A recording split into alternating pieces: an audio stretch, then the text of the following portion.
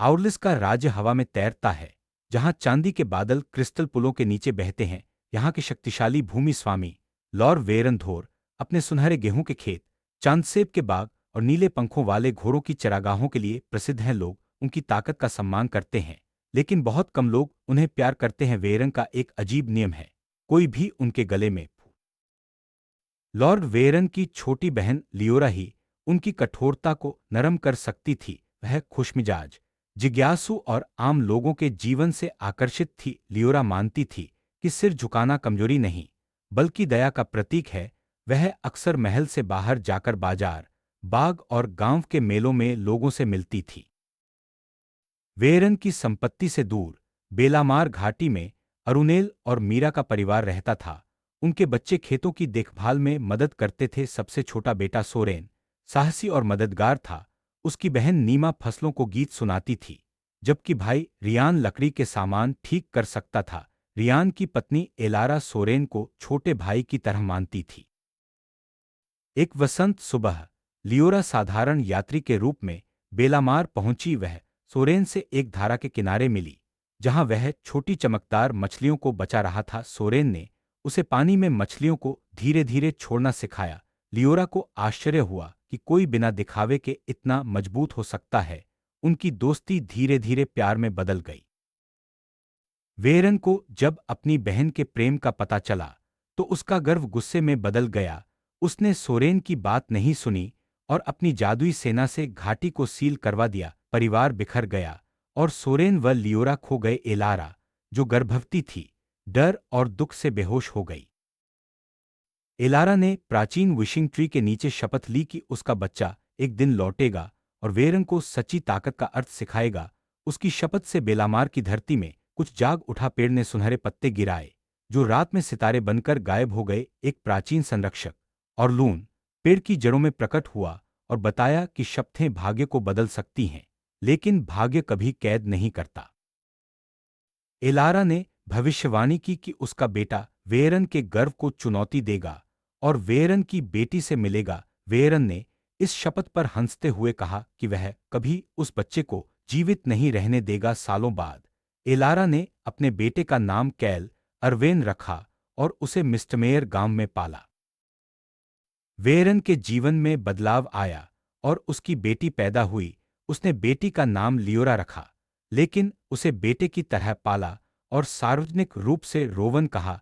Rowan को तलवारबाजी, घुड़सवारी और कठोर नियम सिखाए गए। किसी को भी रोवन को लड़की बताने की अनुमति नहीं थी। कैल रोवन की असली पहचान से अनजान खुशमिजाज युवक बन गया। एक दिन वह एक खोई हुई चांदी की बकरी की तलाश में जंगल में गया और रोवन से मिला। दोनों ने बकरी को लेकर बहस की, लेकिन बकरी कैल के पास बैठ गई। रोवन गुस्सा हुई, लेकिन उसकी मुस्कान भी छुपी नहीं रही। जंगल में अचानक तूफान आया और दोनों रास्ता भटक गए।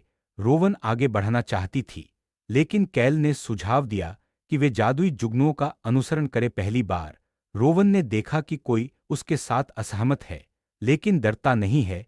इससे उसे एक नई स्वतंत्रता मिली। यात्रा के दौरान दोनों ने घायल क्लाउडफॉक्स को बचाया। कैल ने बीज बोने की कला सिखाई, रोवन ने हवाहिरण पर सवारी करना सिखाया। दोनों ने पहेलियां हल की, झरनों की खोज की और कहानियां साझा की। रोवन ने स्वीकार किया कि वह अपने पिता की अपेक्षाओं के अनुसार खुद को महसूस नहीं करती। वेरन ने रोवन और कैल की दोस्ती को देखकर डर महसूस किया।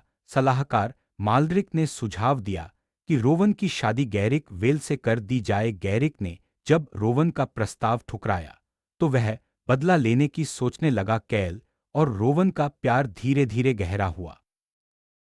गैरिक ने कैल को फेस्टिवल ऑफ सेवन मून में चुनौती दी। प्रतियोगिता में कैल ने दूसरों की मदद की, जबकि गैरिक ने चाले चली। अंतिम चुनौती में कैल ने गैरिक को बचाया, जिससे सब चौंक गए। गैरिक ने कैल की दया से शर्म महसूस की।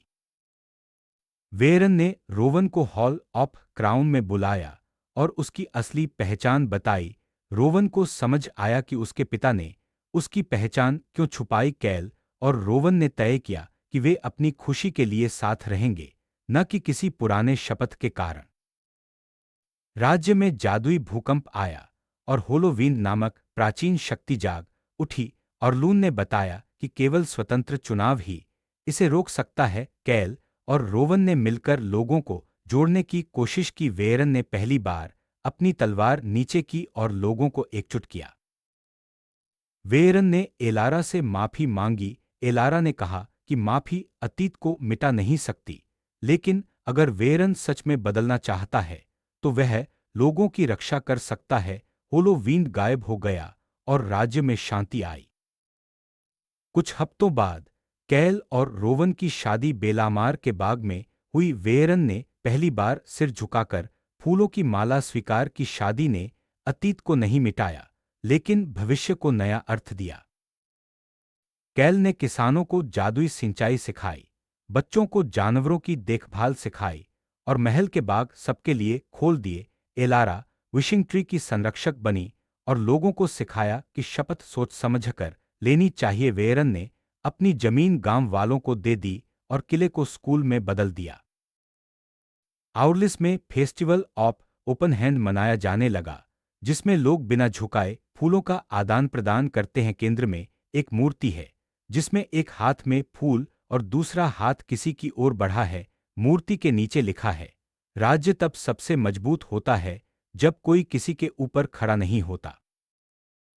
कैल और रोवन के दो बच्चे हुए, मिराएल और टारेन। दोनों को सिखाया गया कि ताकत किसी एक लिंग या व्यक्ति की नहीं होती, बल्कि दया और साहस सभी के लिए है। वेरन दादा बनकर बच्चों को कहानियां सुनाता है और बताता है कि ताज से ज्यादा लोग महत्वपूर्ण हैं। एलारा ने न्याय की मांग की, लेकिन सीखा कि न्याय में बदला जरूरी नहीं। वेरन ने गर्व को छोड़ा और स्वीकार किया कि गलती मानना नया जीवन शुरू कर सकता है। कैल ने नफरत से इनकार किया, रोवन ने अपनी पहचान चुनी। उनकी कहानी पीढ़ियों तक चली। आउरलिस के लोग कहते हैं कि ताज किसी को महत्वपूर्ण बना सकता है, शक्ति डर पैदा कर सकती है, जादू असाधारण बना सकता है, लेकिन विनम्रता ही सच्ची ताकत देती है। कहानी पीढ़ी दर पीढ़ी चली और राज्य ने अपनी खुशहाली इसी सीख से पाई, दुश्मन को हराकर नहीं, बल्कि उसे इंसान बनाकर।